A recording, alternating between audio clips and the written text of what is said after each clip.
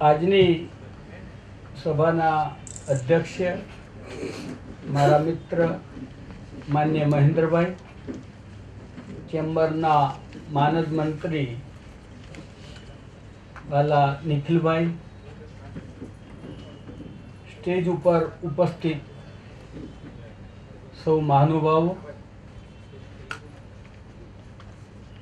અત્રે સભાખંડમાં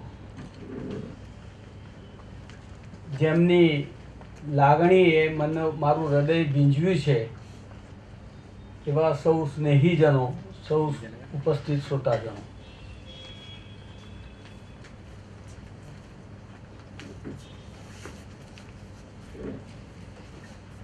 નિખિલભાઈએ થોડાક પ્રશ્નો ઉપસ્થિત કર્યા.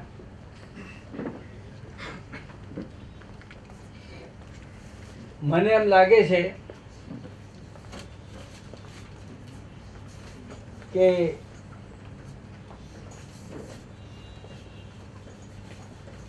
જે મારા વક્તવ્યની અંદર આજનો જે વિષય મને આપ્યો છે એમાં સહજ રીતે ઘણા પ્રશ્નો વણાઈ જશે. નિખિલભાઈ, એમાંથી તમારા જે કંઈ પ્રશ્નો રહી ગયા હશે ને એને ચોક્કસપણે આપણે આવરી લઈશું પાછળથી. પ્રશ્ન એ છે, મને સબ્જેક્ટ જ્યારે ચેમ્બરના પ્રમુખશ્રીનો પત્ર મારા ઉપર આવ્યો કે ભાઈ આ સબ્જેક્ટ ઉપર આગળ વાત તો થઈ હતી, 11 તારીખને સાંજના 6 વાગે સબ્જેક્ટ આપવામાં આવ્યો કે ડાયમંડ ઇન્ડસ્ટ્રીને કપરા સંજોગોમાંથી કેવી રીતે બચાવી શકાય.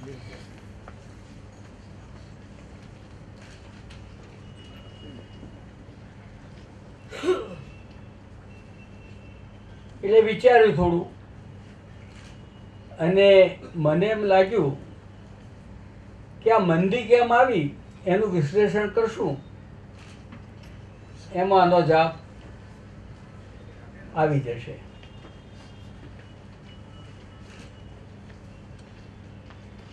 આપણે 2008નું પણ 2008-9નું સિવિયર રિસેશન પણ આપણે જોયું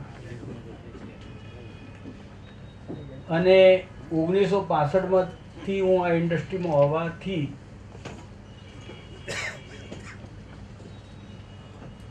અને બીજા એ સમય દરમિયાન જેમને આ ઇન્ડસ્ટ્રીમાં આવ્યા એવા ઘણા સાથે ચર્ચા કરતા એક નિષ્કર્ષ પર હું ચોક્કસ આવ્યો કે અમારા સમયગાળાની અંદર આટલું સિવિયર રિસેશન કે આવી ખરાબ પરિસ્થિતિ આ ઇન્ડસ્ટ્રીએ ક્યારેય અનુભવી નથી. 2008 અને 9ની વાત કરું છું ત્યારે. એથી આગળ વધીને કોઈ વડીલો સાથે વાત કરી ત્યારે એમની દ્રષ્ટિએ પણ એમ લાગતું હતું કે આ કદાચ બહુ જ ખરાબ પરિસ્થિતિ ઇન્ડસ્ટ્રી પાસ થઈ રહી છે. એટલું જ નહીં, 1962ના ચાઇના અગ્રેશન પછી જે રિસેશન આવ્યું તે સર્વાગે સર્વત્ર હતું દેશમાં, ત્યારે એમ થયું કે ઇન્ડસ્ટ્રી મને બહુ મોટો ફટકો પડેલો જે બહુ નાના પાયે હતી.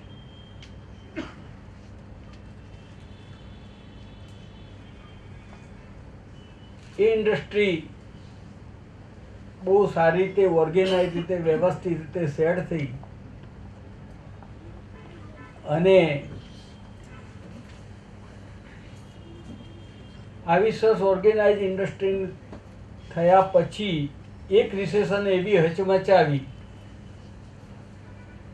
કે લોકો વિચાર કરતા થયા કે શું હીરા પથ્થર થઈ ગયા, ધંધો ચાલશે કે કેમ, એમ અનેક પ્રશ્નો એ વખતે પણ ઉદ્ભવ્યા હતા. પરંતુ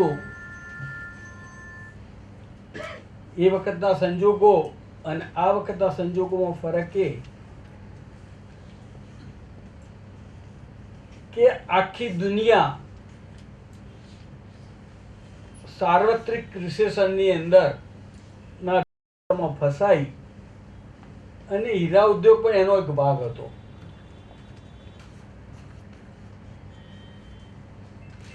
આ વખતના સંજોગોમાં એ ફરક છે કે ક્યાંક ક્યાંક બહારના પરિબળોએ પણ અસર કરી છે, પણ વિશેષ અસર આ વખતના રિસેશન માટે જો કોઈને જવાબદાર નક્કી કરવી હોય તો એક આંગળી આમ કરીએ, ચાર આંગળી જેમ પાછળ આપણા તરફ આવે ને, તો હું ચોક્કસપણે કહેવા માગું છું કે એમાં આપણે લોકો વિશેષ જવાબદાર છીએ.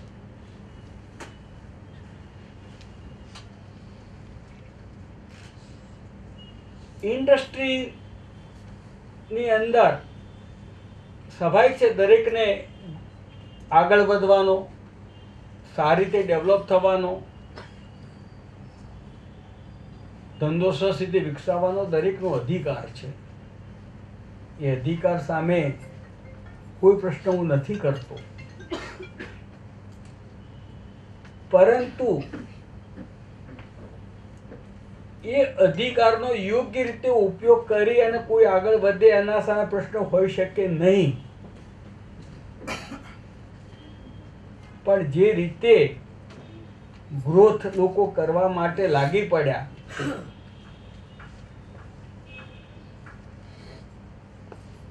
એ પણ એક આ મંદી માટેનું કારણ ચોક્કસપણે ગણું છું. હું એને ચોક્કસ વિશેષપણે એને ડિટેલથી ડિસ્કસ કરીશ. બેંકોનું ધિરાણ, ભાઈ નિખિલભાઈ એમને આ મહેન્દ્રભાઈએ પણ જેમ ઉલ્લેખ કર્યો કે આપણા ધંધાને લેબર ઓરિએન્ટેડ, એક્સપોર્ટ ઓરિએન્ટેડ એવા બિઝનેસની મહત્તા સમજી આપણને ઓછા વ્યાજે ધિરાણ મળે, પર્ટિક્યુલર આપણે ડોલર વગેરેની કરન્સીમાં પણ લઈ એ ધિરાણ મળે, જેથી આપણો બિઝનેસ ગ્રો થાય. પણ આ વખતે હું 1992ની મારી અમેરિકાના પ્રવાસ દરમિયાન ત્યાંના થોડા જ્યુઝ લોકો સાથે મળેલો અને જે ઇન્ટરેક્શન થયું એમના સાથે ધંધાનું, 1992ની વાત કરું છું. એની યાદો મને એટલા માટે આવે છે કે એને જે કરેલા પ્રશ્નો એ મહત્વના પરિબળ હતા. એ લોકોએ કહ્યું કે હીરાનો ધંધાની અંદર અમે બહુ સારું કમાતા હતા, કેશથી જ વેચવાનું, સરસ નફો. પણ તમારા લોકો આવ્યા એટલે કેશની જગ્યાએ લાંબી ટર્મ્સ આપતા થયા, મેમો ઉપર આપતા થયા અને એવો ધંધો બનાવી દીધો કે હીરાના ધંધાનો શુભ એવો મજાનો આ ધંધો એ ધંધાની મજા બગાડી નાખી. કદાચ એ રેશમની તળાઈમાં સૂતા સૂતા કરતા એવી મજાનો ધંધો હશે, કદાચ એવો મજાનો ન રહે. પણ કેટલીક વસ્તુ આપણે સમજવા જેવી છે. ડીબીએસ લગભગ 100થી વધારે વર્ષથી જેને હીરા ઉદ્યોગની અંદર એક મહત્વનું સ્થાન, અને શરૂઆતના 70-80 વસ્તુ જેને એમ કહેવાય કે 80% જેની મોનોપોલી હતી, એવું જેને બિઝનેસમાં વર્ચસ્વ હતું, આજે પણ સારું વર્ચસ્વ છે. આજે પણ એમ કહી શકીએ કે દુનિયાની અંદર રફ સપ્લાયની અંદર કદાચ સૌથી મોટા સપ્લાયર તરીકે આજે પણ ડીટીસીનું સ્થાન છે. એમના ત્યાં 50 વર્ષથી પણ સાઇટ હોલ્ડરો છે. એમને આજે પણ અમે મળીએ છીએ. અહીંયા ઘણા સાઇટ હોલ્ડરો બેઠેલા છે. હું પૂછું છું કે બજારના અપડાઉન આવ્યા, આ બધું આવ્યું, એમને ક્યારે ધંધો કોઈને રફ ઉધારમાં વેચી છે? અરે ઇવન એમ કહ્યું કે ભાઈ સીઓડી ટર્મ્સથી તમે એક્સપોર્ટ કરો અને મારો માલ આવે એટલે બેંકમાં અમે ભરીને છોડાવી દઈશું, એ રીતે પણ ક્યારે વેચ્યું છે? ડીટીસીની વાત શું કરીએ? હીરાના ધંધામાં આવેલી બીજી બધી માઇનિંગ કંપનીઓ, અલરોઝા પોતે છેલ્લા 4-5 વર્ષથી સામેલ થઈ છે. રિયો ટિન્ટો કેટલા વર્ષોથી આવી છે. બીએચપી આવી ગઈ, ડોમિનિયન, એમ જે કંઈ આ બધી માઇનિંગ કંપનીઓ જ્યારે પોતે વેચે છે, કોઈને અનુભવ છે ભાઈ કે રફ આપે ને પછી પૈસા લે? આખી ધંધાની તંદુરસ્તીને મોટું નુકસાન આપણે જે લાંબી ટર્મ્સો જે આપી ને, આ બરાબર સમજવું પડશે. આજે મોટા ઉઠામણાથી મળીને આ બધી જે પરિસ્થિતિના મૂળની અંદર આ લાંબી ટર્મ્સ છે. માણસો મોટા ભાગે સારા જ હતા અને સારા જ છે, પણ જ્યારે માણસના ગજા કરતા બહુ મોટું કામ થઈ જાય ત્યારે આવી પરિસ્થિતિ નિર્માણ થાય. છેલ્લા 10 વર્ષની અંદર અહીં બેઠેલા મારા હીરા ઉદ્યોગના ઘણા આગેવાન ભાઈઓને ખબર છે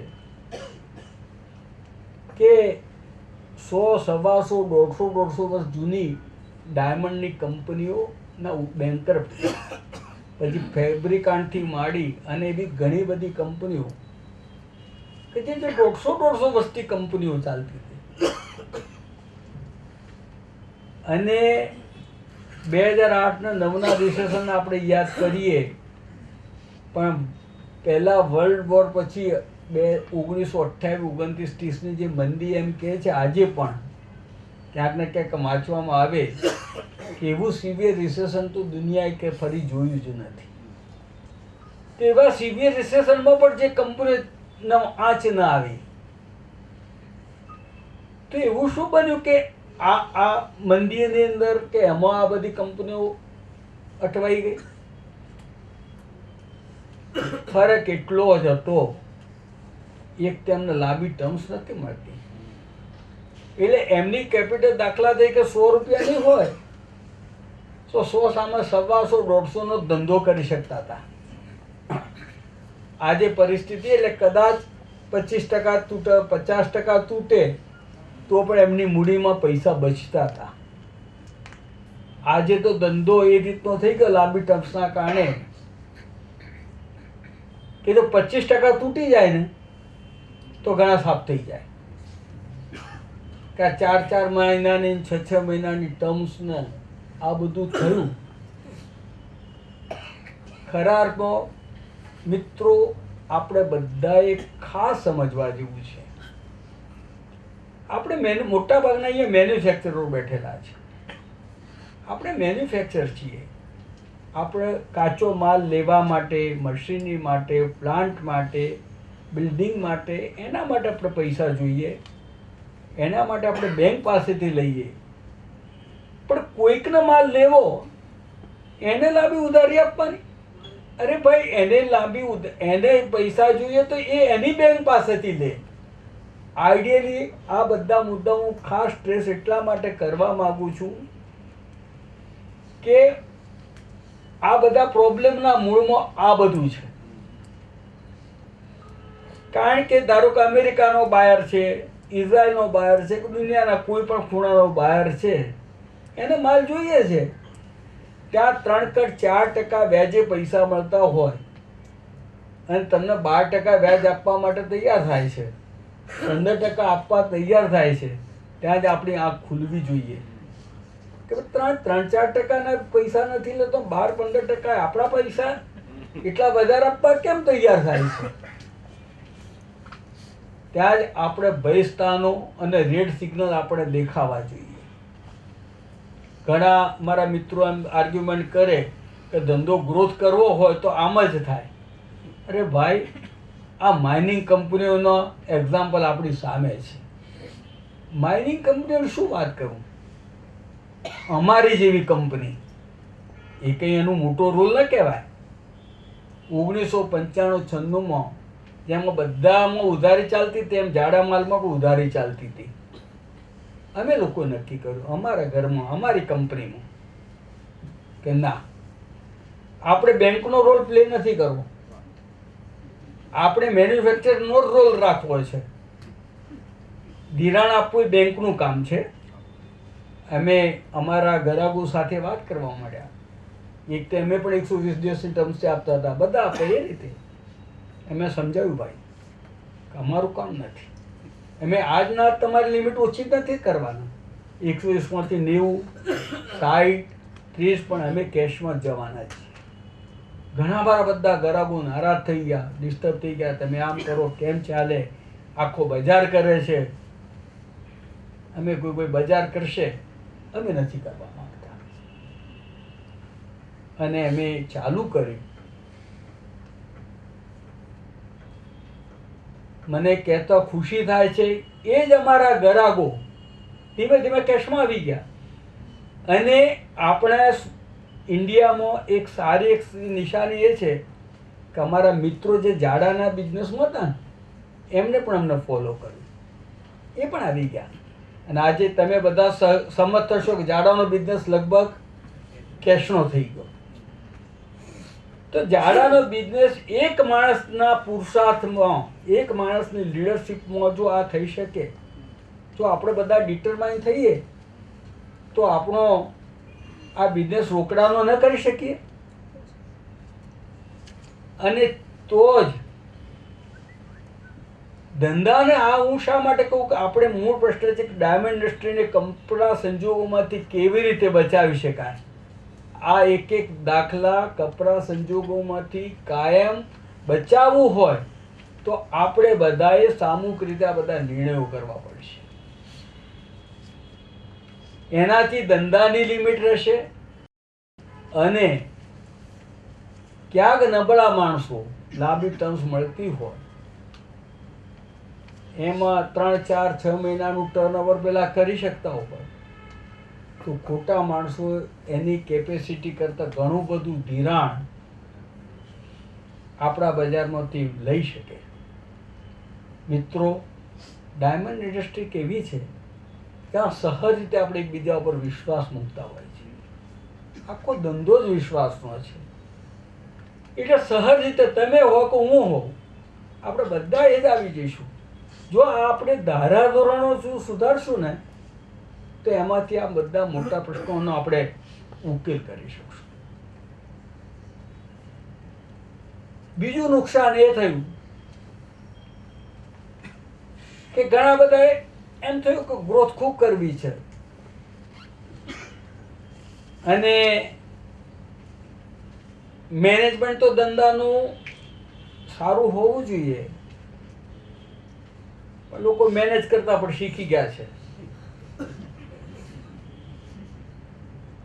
હજારો કરોડ રૂપિયાનું ધિરાણ બેંકોમાં મેળવી લીધું અને લઈ અને ધંધાની જે ગ્રોથ કરી, એટલે આ બાજુ રફની શોર્ટેજ ઊભી કરવાની. ખબર છે, રફની લાવો લાવો લાવો લાવો, અને આ બાજુ પોલીસનો ઢગલો થાય, એટલે રફના ભાવ અપ થાય, પોલીસના ભાવ ડાઉન થાય. ત્યાં પણ આપણા ધંધાને અસર કરે.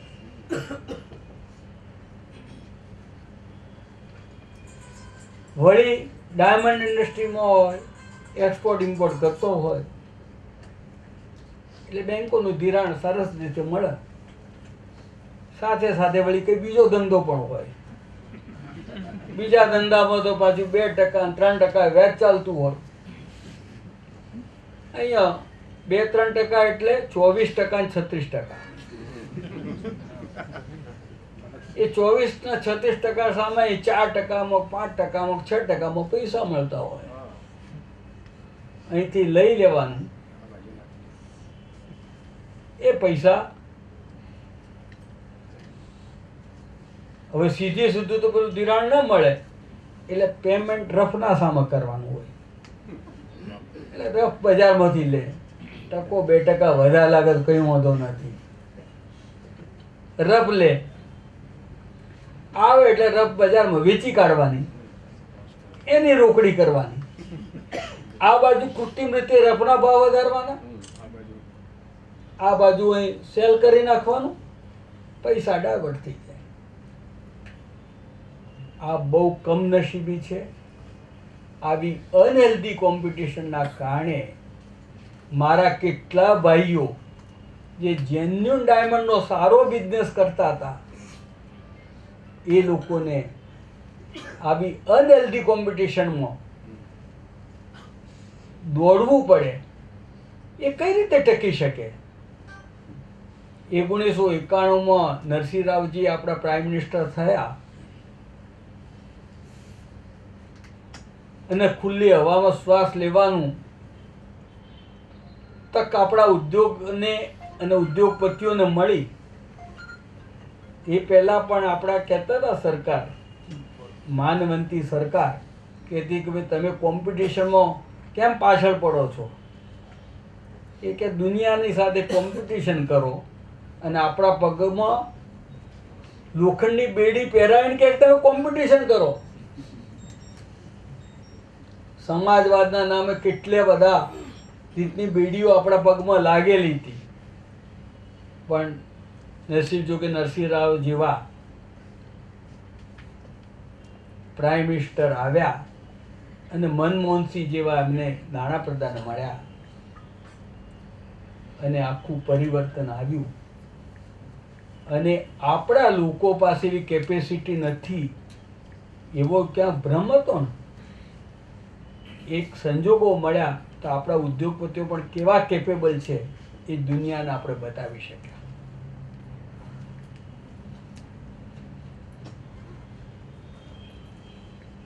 જેમ આખો ધંધો છે, કેટલો ધંધો છે દેશનો? 12 મિલિયન 15 બિલિયન. એનો 10% શેર, 15%, 20%, 25% હું એકલો કબજો કરું. એ ટાઈપના પણ મહત્વાકાંક્ષાઓ એમને એવા દોડમાં લગાડી દીધા કે એમને એમનું પોતાનું તો હિત કર્યું, બાકી ઇન્ડસ્ટ્રીની અંદર બહુ મોટી મૂંઝવણમાં મૂકી દીધી. જે છેલ્લા 3-4 વર્ષની અંદર રફોના ભાવ વધ્યા. આપણા છેલ્લું વર્ષ બાદ કરતા તમે રફોના ભાવ વધતા જ ગયા. મારા મિત્રો અહીં બેઠેલા બધા સંમત થશે કે પોલીસના ભાવમાં ક્યાં વધારો આવ્યો નહીં. એના માટે આપણે માઇનિંગ કંપનીઓનો બ્લેમ કરીએ એ બરાબર નથી. માઇનિંગ કંપનીઓ કોઈ પબ્લિક લિમિટેડ કંપનીઓ છે, એમના પણ એમના બોર્ડ હોય છે. એ બોર્ડને જે એકાઉન્ટેબલ હોય છે, રેકોર્ડ ઉપર બતાવે. હું ડીટીસીનો દાખલો આપું, 700-800 મિલિયનની રફ આપવાની હોય અને એપ્લિકેશન મને ખબર છે 2.2 બિલિયન 2.3 બિલિયન. અને પછી પાછા આપણે ફરિયાદ કરીએ કે ડીટીસી ભાવ ઘટાડતી નથી, બજાર બરાબર નથી, લોકોના આમ ને તેમ ને. મિત્રો, શું આ વાત બરાબર છે કે આપણે એપ્લિકેશન એના પાસે 800 મિલિયનનો માલ છે અને 2300 મિલિયનની એપ્લિકેશન કરીએ અને પાછા કે તમે ભાવ ઘટાડતા નથી? એટલે ભાઈ, આપણી પાસે ડિમાન્ડ તો આપણે ભાવ વધારી દઈએ. આવા જે કૃત્રિમ એપ્લિકેશનોએ પણ ખૂબ મોટું નુકસાન કર્યું છે. લોકો સંમત થાય કે નહીં થાય. નસીબ જો કે 2008 અને 9ના રિસેશન દરમિયાનથી ડીટીસી સાથે મારે ઘણું ઇન્ટરેક્શન રહે છે પર્સનલી, બીજી માઇનિંગ કંપનીઓ સાથે પણ. અને છેલ્લા વર્ષમાં હું સતત એ લોકોને એ કહેતો આવ્યો કે બજાર આમ તૂટે એટલે એકદમ ભાવ તોડી નાખવા એ ડિઝાયરેબલ નથી, પણ બજારને સ્થિર કરવો હોય, સ્ટેબલ કરવો હોય તો એક જ સ્ટેપ કે લોકોને એમ લાગે કે મારે રફ લેવી જ પડે એ પરિસ્થિતિમાંથી તમે એમને બહાર લાવો. લોકોને સેટ થવા માટેનો ટાઈમ આપો. એમને પ્રોડક્શન ઘટાડવું હોય તો ઘટાડવા દો, અને પ્રોડક્શન ઘટે એના સિવાયનું કોઈ સોલ્યુશન નહોતું. એ જરૂરી જ હતું. અને ફોર્ચ્યુનેટલી આ માઇનિંગ કંપનીઓ એ ડિરેક્શનમાં કામ કરી રહી છે. થોડું ઘણું એડજસ્ટમેન્ટ બરાબર છે.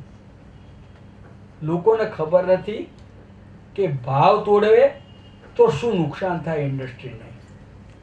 ભાવ તોડશે 1 મહિના માટે કે 2 મહિનાની સાઇટ માટે, પણ લોકો પાસે 6 અને 8 મહિનાનો સ્ટોક છે. જેવા રફના બજાર તોડે શું આ પોલિશ ક્રેશ નથી થવાનું? અને પોલિશ ક્રેશ થશે તો જે ગ્રાહકોએ ડાયમંડ માટેનો વિશ્વાસ ગુમાવ્યો છે એમનો વિશ્વાસ વધારે ગુમાવશે. એવી પરિસ્થિતિ આપણે નિર્માણ થવા દેવું છે? ખાલી ડીટીસી એક નક્કી કર્યું કે તમે તમારો જે લેવાનો છે, તમારા આઈટીઓમાં જે માલ લેવાનો છે એનો 25% માલ લેશો તો ચાલશે, બાકીનો 75% માલ તમે ડિફર કરો. ખાલી એક નિર્ણયની અંદર આખો કોન્ફિડન્સ થોડાક અંશે ડેવલપ થયો છે. એવું હું ઘણા બધા મિત્રો સાથે હું વાત કરું છું ત્યારે એવું ફીલ મને આવે છે. એટલું જ નહીં, જુદા જુદા ગ્રાહકો સાથે વાત કરતા, જુદા જુદા માર્કેટના એટલે સેન્ટરોના બેઠેલા લોકો સાથે જે વાત કરું છું એના ઉપરથી એમ લાગે છે કે થોડોક કંઈક કોન્ફિડન્સ હવે ડેવલપ થતો હોય એવું ફિલિંગ આવે છે. અને મને વિશ્વાસ છે કે ભાઈઓ, મંદીનો પીરિયડ હવે કદાચ પૂરો થાય અને ધંધો સ્ટેબલ થવાની સંજોગો ઊભા થયા છે એમ કહું તો ખોટું નથી. પણ સાથે સાથે આ જે રિસ્પોન્સિબલ વે જે સ્ટેપ માઇનિંગ કંપનીઓ તરફથી લેવાયા છે, મારા મેન્યુફેક્ચરર ભાઈઓ તરફથી લેવાયા છે, એ ચાલુ રહે તો. બીજા બહારના પરિબળો પણ અસર કરી છે. ચાઇનાની અંદર, ચાઇના એટલે ઉગતું માર્કેટ, નવું માર્કેટ, ઝડપથી ગ્રોથ જેને મેળવી છે એ માર્કેટની અંદર ત્યાંની કંપનીઓ ઝડપથી પ્રગતિ કરવા માંડી.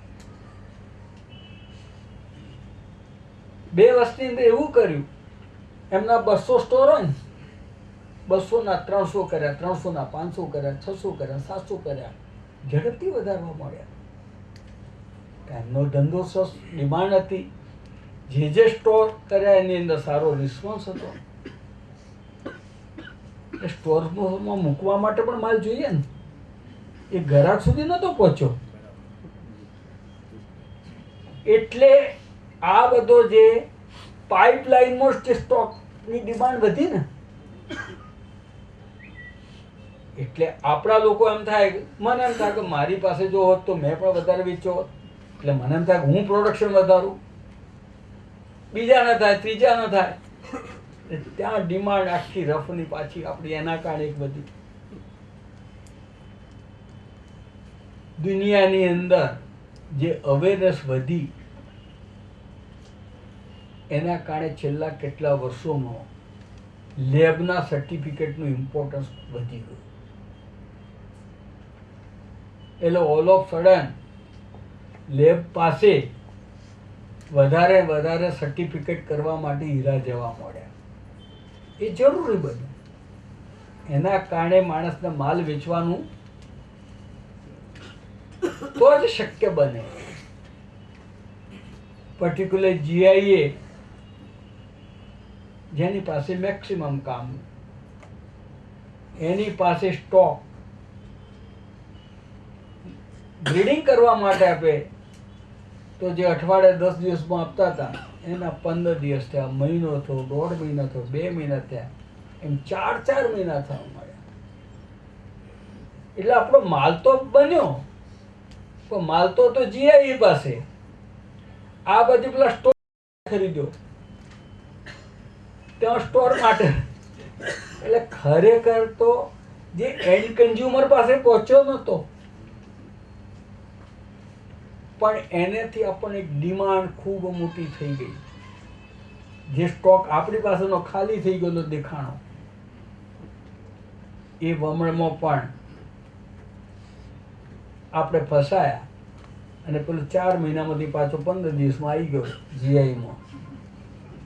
એટલે પાછો એ સપ્લાય પણ માર્કેટમાં આવે ત્યારે ખબર પડી કે ભાઈ માલ તો પુષ્કળ છે, કોઈ લેવા નથી. 2 વર્ષ પહેલાં એવી સિચ્યુએશન હતી, 2-3 વર્ષ પહેલાં, કે દુનિયામાં રફનો ક્યાં મળશે જ નહીં.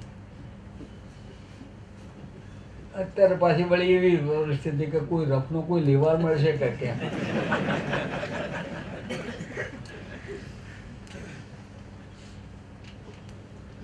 ધંધાને અનહેલ્ધી બને એવા ઘણા પરિબળો વર્ષોથી જે લોકો સાઇટ હોલ્ડર, પોતે મેન્યુફેક્ચર તરીકે નહીં પણ ડીલર તરીકેનો રોલ પ્લે કરતા હતા, અથવા તો નાના સાઇટ હોલ્ડરો હતા.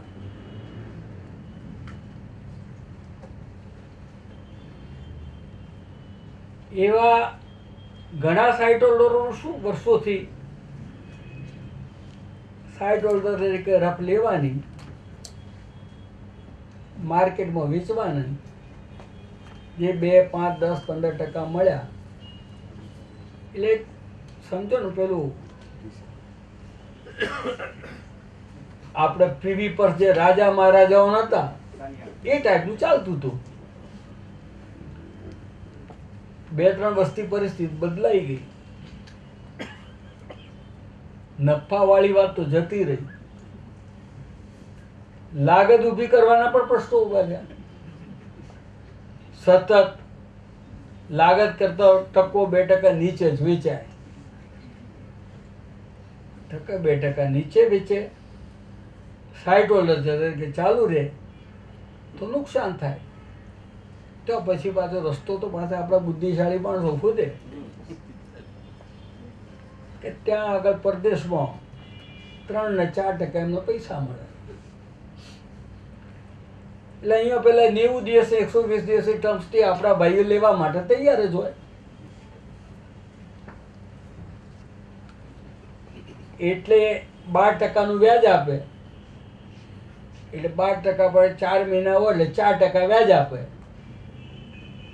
અને પેલા લોકોને 4%નું વ્યાજ લાગતું હોય એટલે 4 મહિનાનું એમને વ્યાજ 1.3 કે 1.35 જેવું લાગે. એમાં 2% નુકસાન નીકળે, ખર્ચો નીકળે, એટલે 4% એમાં ઊભા થઈ જાય. પેલો 4% આપે એટલે એમ થાય કે આપણે બેંકોની ફેસિલિટી સચવાય અને માઇનિંગ કંપનીમાં આપણું સાઇટ હોલ્ડર તરીકે ચાલુ રહીએ. અને પાછો ભવિષ્યમાં વળી બજાર સારો આવશે તો તક પાછા આપણે ઝડપી લઈશું. એ ગણિત એને મોટા ભાગે વ્યવહારમાં બહુ વાંધો આવતો નહોતો, પણ તાજેતરના 1-2 ઇન્સિડન્ટે એમને હચમચાઈ નાખ્યા. એમ સમજતા હતા કે આમાં તો ક્યાં જોખમ છે, તો જોખમ ત્યારે સમજાયું કે ભાઈ શું જોખમ છે. એટલે એના કારણે પણ એક ધંધામાં ખોટું રોટેશન ચાલતું હતું, ખોટી ડીટીસી કે બધી માઇનિંગ કંપનીઓમાં એક ડિમાન્ડ ક્રિએટ થયા કરતી હતી. પણ હવે સંજોગો બદલાયા છે અને જે દોડ લોકોએ લગાવી હતી કે છાપામાં નામ આવવું જોઈએ, મોટું નામ થવું જોઈએ, એમાંથી પણ સમજ્યા છે, મિત્રો સાથે વાતો થાય એમને પણ લાગ્યું કે ના આ રસ્તો બરાબર નહોતો. એ લોકો પણ રાઈટ વે કામ, બીજી રીતે કેપેબલ છે, સારા છે, માણસો સારું કામ કરવાની કેપેસિટીવાળા છે. પણ સ્વાભાવિક છે, દરેક વ્યક્તિમાં પ્લસ માઇનસ હોઈ શકે. મારામાં પણ ક્યાંક કોઈ સારા ગુણ સાથે અવગુણો પણ હોઈ શકે, દરેકમાં હોય શકે. એમાંથી જો બહાર આવી જઈએ અને ધંધો હેલ્ધી બનાવીએ તો મને ચોક્કસ વિશ્વાસ છે કે આપણા ઉદ્યોગ કેવો મજાનો ધંધો, જેમાં બધા આપણે શ્રેષ્ઠ રીતે કમાતા, શ્રેષ્ઠ રીતે કમાઈએ એવા સંજોગો ફરીથી પાછા આપણે નિર્માણ ચોક્કસપણે કરી શકીએ. સીવીડીનું જોખમ આવ્યું. સીવીડીનું જોખમ તો છેલ્લા 7, 8, 10 વર્ષથી ચાલ્યા જ કરે છે. વચ્ચેના ગાળામાં થોડું ભૂલાઈ ગયું હતું, બજાર ખૂબ સારો ચાલતો હતો, એ તરફ આપણે નજર રાખવાની જરૂર પડી નહીં. પણ દુકાળમાં અધિક માસ જેમ ધ્યાનમાં આવે એમ આ પરિસ્થિતિમાં સીવીડી આપણને થોડા હચમચાવ્યા. સીવીડી તરીકે વેચાય તો આપણા ધંધાને બહુ વાંધો આવે એમ નથી. સીવીડીને જ્યારે નેચરલ ડાયમંડ તરીકે વેચે કે એને મિક્સ કરી વેચવામાં આવે તો અવશ્ય એ જોખમકારક છે. મને આજે કહેતા આનંદ થાય છે કે અહીં આવતા પહેલાં જ એક વિડીયો મારા પાસે આવ્યો, મુંબઈથી મારા ભાઈએ જ મોકલ્યો. આપણા માન્ય સંસદ સદસ્ય દર્શનાબેને પાર્લામેન્ટની અંદર આના માટે ખાસ રજૂઆત કરી છે કે ભાઈ સીવીડીનું આ જે જોખમ છે એના માટે આપણા પાર્લામેન્ટમાં પણ એમને સારી રજૂઆત કરી છે. મને વિશ્વાસ છે એનો પણ કંઈક સારો રસ્તો આવશે. આપણે ચોક્કસ ઈચ્છીએ કે ભાઈ એ સીવીડીનો ભલે ધંધો કરે તો સીવીડી તરીકે વેચે, નેચરલ ડાયમંડ તરીકે, અનડિસ્ક્લોઝ તરીકે ન વેચાય તો બહુ વાંધો નથી. લોકોને એમ થાય કે આવી જશે તો આપણા માલની ખપત ઘટી જશે. બહુ ચિંતા ન કરો ભાઈઓ. આટલામાં બેઠેલા બધા ભાઈઓનું પૂછું છું, તમે તમારી જાતને પૂછો કે તમારે પોતાનો ડાયમંડ લેવો હોય, ઘર માટે લેવો હોય તો તમે કયો લેશો? બસ તમારી જાતના પ્રશ્ન પૂછો, જાત પાસેથી જવાબ લો, એમાં જવાબ મળી જશે. મોનાલિસાનું પિક્ચર ની કેટલીય કોપીઓ બની. મોનાલિસાના મૂળ પિક્ચર કરતાં પણ એ કોપીઓ વધારે આમ બહુ મજાની લાગે, પણ વેલ્યુ તો મૂળ પિક્ચરની જ છે. એમ દુનિયા આખીમાં છેવટે ડાયમંડ એનું મૂળ એના નેચરલ તરીકેનું જ જે લગાવ લોકોનો છે, અસલ તરીકેનો એ લગાવ રહેવાનો છે. સોનાના સામે ગમે તેવું મેટલ બીજું લઈ આવો એના કરતાં વધારે ચળકાટવાળું બધું જ સોનું સોનાનું જ મોં રહેવાનું. એમ ડાયમંડ માટેનો વિશ્વાસ મિત્રો ગુમાવવાની જરાય જરૂર નથી. મને વિશ્વાસ છે એમાં કંઈ વાંધો નહીં. ધંધાની અંદર એક કડવી વાસ્તવિકતા તરફ પણ આપનું ધ્યાન દોરવા માંગુ છું. જે બધા ધંધાઓમાં, આ ડાયમંડ નહીં, દુનિયા આખીની અંદર ધંધો ડાયરેક્ટ થતો જાય છે. કોઈ પણ ધંધો લો તો ધીમે ધીમે ધીમે વચ્ચેના માણસોનો રોલ ઘટતો જાય છે. તો દરેક માણસે એના માટે પણ થિંકિંગ કરવાની જરૂર છે અને પોતે ક્યાં વેલ્યુ એડ કરી શકે એના માટે વિચારે નવા નવા માર્કેટો શોધે. આજે જેમ આપણા સાહસિક ભાઈઓ ક્યાં ક્યાં જવા મળ્યા, ક્યાં ક્યાં જઈને માલ વેચે છે, એમ હજુ પણ વધારે એમાં શું કરી શકાય અથવા બીજું શું કામ કરી શકાય એ બાબત પર પણ ચોક્કસ વિચાર કરી અને માણસો એમાં ઘણો રોલ પ્લે કરી શકે.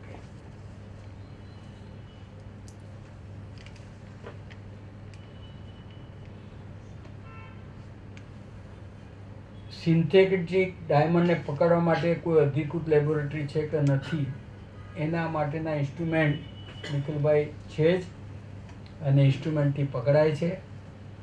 સ્વાભાવિક છે કે હજુ એટલા દરેકને પોસાયવાળા સસ્તા રિઝનેબલ ઇન્સ્ટ્રુમેન્ટ બન્યા નથી, પણ જે રીતે આખું ડેવલપમેન્ટ ચાલી રહ્યું છે, રિસર્ચ ચાલી રહ્યું છે, ઇવન માઇનિંગ કંપનીઓ પણ એમાં જે રીતે રસ દાખવી રહી છે, આશા રાખું છું કે બહુ નાનું કામ કરવાવાળા માણસોને પણ પોસાય એવા સાધનો ભવિષ્યમાં આવી શકે. મંદી કેટલા લાંબા સમય સુધી ચાલશે, જે રીતનું વાતાવરણ હવે જામ્યું છે, જે રીતના એક એક સ્ટેપ લેવાયા છે, મને આશા છે કે આપણે એમાંથી ઝડપથી બહાર આવશું. હું આશાવાદી. ઉત્પાદન કાપ અને વધુ રજાઓ કેટલી યોગ્ય, શું કારીગર શોષણ નથી? જો ભાઈઓ, એક વાત આપણે બધાએ ખાસ સમજવા જેવી છે. આ ધંધાની અંદર કારખાનેદાર માલિક અને કારીગરો વચ્ચે એક સારા સંબંધો હંમેશા રહેલા છે. એક પરિવાર જેવું વાતાવરણ રહેલું છે. લોકો એમ માને કે એમને કારખાનું બંધ કરી દેવાનું મન થાય છે, માણસોને છૂટા કરવાનું મન થઈ જાય છે. એવું નથી, એમની પણ મજબૂરીઓ હોય છે. ઘણા કારખાનાવાળા ભાઈઓ, મોટા ફેક્ટરીવાળાથી મળી નાના, ઘણાએ મારી સાથે વાત કરી છે. મેં બધા સાથે એક જ વાત કરી છે કે ભાઈઓ, ક્યારે બને ત્યાં સુધી એક પણ માણસે છૂટો કરવાનું વિચારતા નહીં. તમને નથી પોસાતું, તમે પ્રોડક્શન ચાલુ રાખી શકવાનું ડિફિકલ્ટ છે, તો થોડું કામ ઓછું કરો. 6 દિવસની જગ્યાએ 5 દિવસ ચલાવો, 4 દિવસ ચલાવો અને એ પ્રમાણે પગાર આપો. પેલાનું તદ્દન બંધ થઈ જાય, તદ્દન નોકરી વગરનો થઈ જાય, તદ્દન બેકાર થાય, એ ઈચ્છવા યોગ્ય નથી. અને સંજોગો, કપરા સંજોગોમાં સમય તો છે ને બદલાતો આવે છે. સારો સમય પણ જેમ કાયમ રહેતો નથી, એમ ખરાબ સમય પણ કાયમ રહેવાનો નથી. એ તો સમય તો પાછો પલટાય, સમય પાછો આવી જશે, ત્યારે એ જ માણસોને કામ આપી શકાય. તદ્દન છૂટા કરવા એ પણ યોગ્ય નથી. અને એ રીતે એડજસ્ટમેન્ટ કરી જો ચાલે તો કશું ખોટું નથી, અને એ ઈચ્છવા યોગ્ય છે, જેથી બંને પક્ષે સારું રહેશે.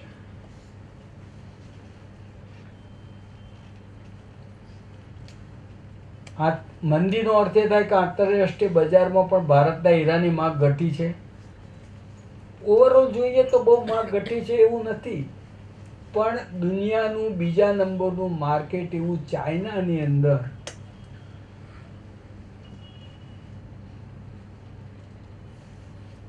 ત્યાંની સરકાર, ત્યાં પણ બોફર્સવાળું ખૂબ ચાલતું હતું, એટલે કરપ્શનવાળું. હમણાં સ્ટેપ જે રીતે લેવાવા માંડ્યા છે છેલ્લા 2-3 વર્ષથી, 2 વર્ષથી, અને જે રીતે એક્શન લેવાઈ રહ્યા છે એના કારણે, અને બીજું ત્યાં પણ ઓફિશિયલ અને અનઓફિશિયલ, એમ અનઓફિશિયલ ધંધાનું ચલણ ચાઇનામાં પણ ઘણું વધારે હતું. એના પર થોડી બ્રેક લાગી છે, એટલે એના કારણે પણ અસર થઈ છે.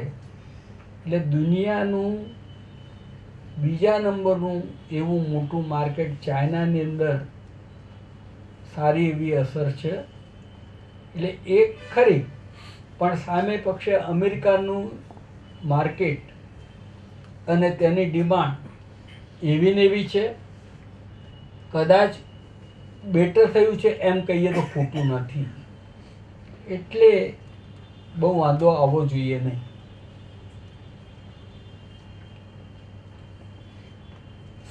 આ સંદર્ભમાં સરકાર પાસેથી કોઈ અપેક્ષા કરી? સરકાર પાસેથી એક અપેક્ષા એ હોઈ શકે કે ખાસ કરીને CBDના પ્રશ્નો આ બધા હોય તો જે લોકો અનડિસ્ક્લોઝ વેચતા હોય તો એના સામે ચોક્કસપણે આખા ઇન્ડસ્ટ્રીના હિતમાં અને ઇન્ડસ્ટ્રીનો વિશ્વાસ તૂટે નહીં એ માટે થોડા સખત સ્ટેપ લેવાય અને લેવાવા જરૂરી છે. અને દાખલારૂપ પણ સજા જો થાય ને તો જ બીજા લોકો આવા સ્ટેપ લેતા અટકે, એ આપણા ઇન્ડસ્ટ્રીના હિતમાં છે. એટલે એ સરકાર પાસે એક આપણી અપેક્ષા આ હોઈ શકે. હું માનું છું કે લગભગ 45-50 મિનિટ સુધી સતત બોલતો ગયો અને આપે ઉદારતાથી મને